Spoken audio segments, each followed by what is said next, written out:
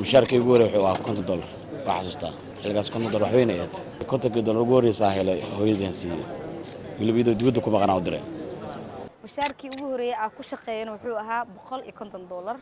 maqaayad yar oo macaan ah loo baahan tahay aan waxaan ka gatay wax xasuusta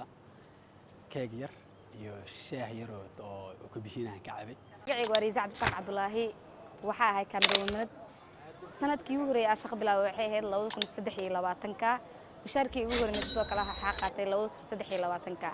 mushaarkii ugu horeeyay aan ku shaqeeyay wuxuu ahaa $150 alxamdulillah maanta laakiin waxa ku shaqeeyaa mushaarkaas mushaar ka badan waxaan ku soo gaaday dulqaadkayga iyo dadaalkayga sidoo kale cameraman bismihi content creator ahay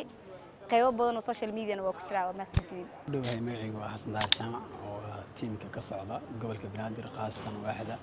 ama agaasinka guud ee shaqaalaha shaqada waxaan bilaabay 19 kan bilaabay dabcan bishii saddexaad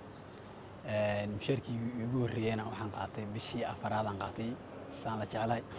waliba mushaarkii ugu horeeyay si aan u tijaabiyo inta soo baxaan waxaan tagay maqaayad yar oo macaan ah loo baahan tahay aan waxaan ka gatay wax xasuusta keeg yar iyo shaah yar oo ku bishiinaan ka cabay waa kana kale aan ka cabay waxaan ilaalay xusuus iyo isbishal gooni waan mushaarkii ugu horeeyo by the way ugu soo dhacay television on that time na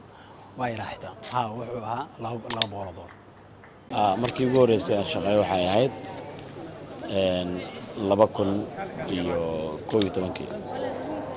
2011 mushaarkii ugu horeeyay wuxuu ahaa $50 wax xasuusta xilligaas $50 wax weyn ayaad oo ku faraxsanaa $50 xilligaas wax badan ay ahayd may $50 ugu horeysa helay hooyadeen siiyay ha ilan hooyoy ha eedadin hooyoy hana afogin hooyoy gulbido dibadda ku maqnaa u diray ya insha Allah maalinkaas ilaa haddana alxamdulillah weliga shaqo lama naqan maalinkaas ilaa hadda waa shaqaystaa marka ducada waalidka laga faa'iideysto